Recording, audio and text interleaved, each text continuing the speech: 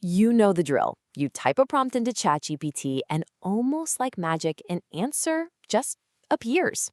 But what's really happening behind that simple little text box? What is the true cost of powering this massive AI revolution?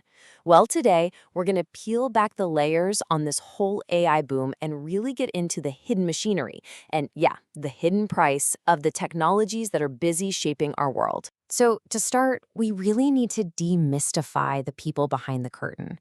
And I love this quote from journalist Karen Hao. She says, the creators of AI, they aren't magicians. They're not gods. They're human. They went to school, they walked around the dorms in their pajamas, and just like all of us, they have blind spots. And that's a really crucial point, because giving a tiny group of people the power to build technology for billions of us is, as she puts it, structurally unsound. And this brings us to what feels like the most basic question of all. One we kind of think we already know the answer to: what actually is AI? I mean, the way people talk about it, you'd think it was this one single world-shattering breakthrough. But the reality? It's a little more complicated than that. The origin of the term AI is actually super revealing. It wasn't born in some lab out of a scientific consensus. Nope. It was coined back in 1956 by a professor who pretty much just invented the term to get funding for a summer project. It's what's known as a suitcase word. You can basically pack anything you want into it. So at its core, it's a marketing term, which is exactly why it's so hard to pin down. Okay, think of it this way. Saying AI is like saying transportation.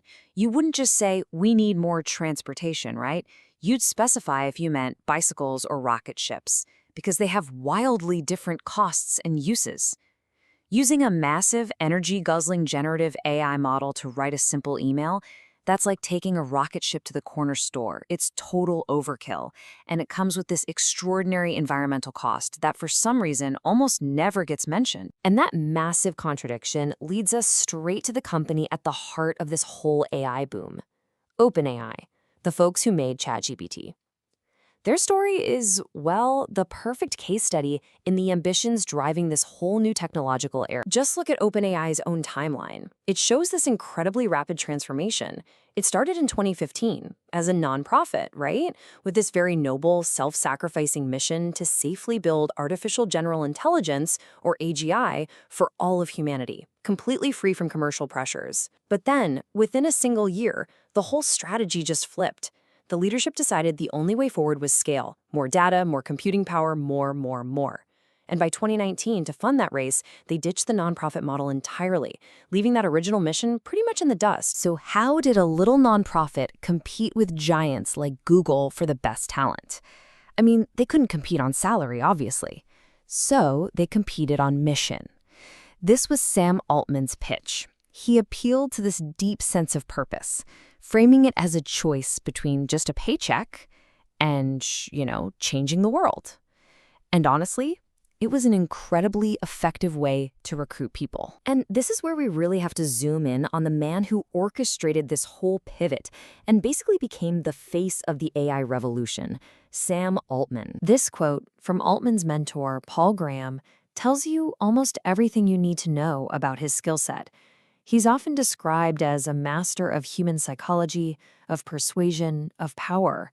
He just understands what people want, and he knows how to get it. But here's where it gets interesting.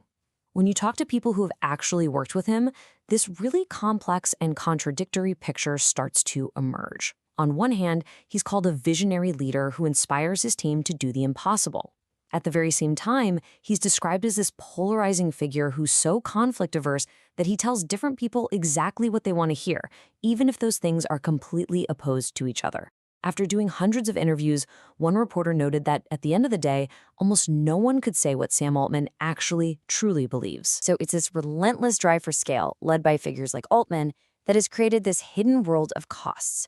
Real, tangible costs that are almost never discussed in the breathless, excited coverage of AI's so-called progress. Okay, let's start with energy. According to one projection, just the current pace of AI development could require adding up to 1.2 times the UK's entire annual energy consumption to the global grid. Let that sink in. And where is all that new energy coming from? Well, often it means extending the life of old coal plants and building brand new natural gas turbines. And then there's water.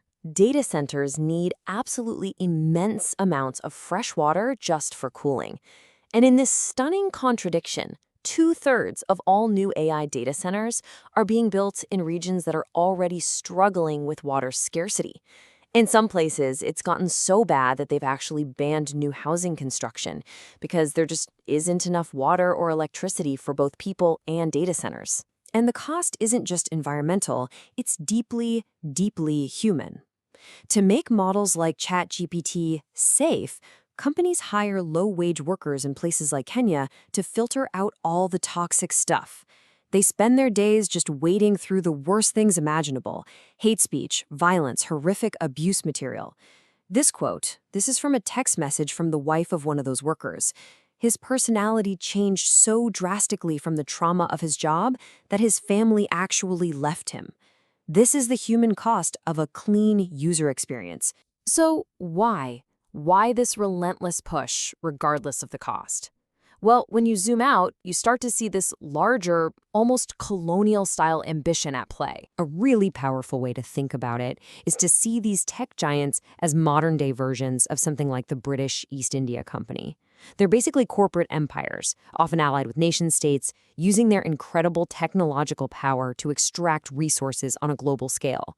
But they're not after minerals and spices anymore. Now it's data, energy, water, and cheap human labor. So, from the perspective of these expanding empires, the world looks like a map of resources.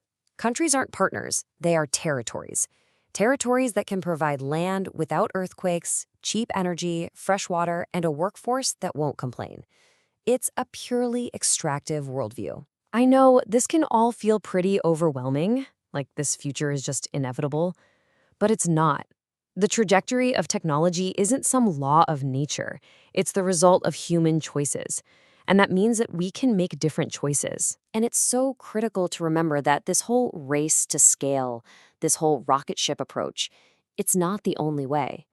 For years, AI research was actually moving in the opposite direction, towards small, efficient, tiny AI models that could run on a single mobile phone chip.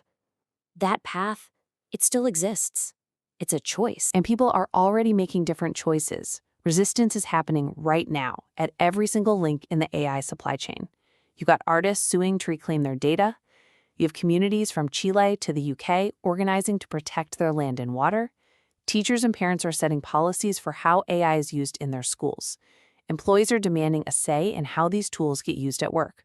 This is democratic pushback in action. Look, the story of AI isn't finished. It's being written right now, and not just in Silicon Valley, but in our communities, in courtrooms, and in classrooms all over the world.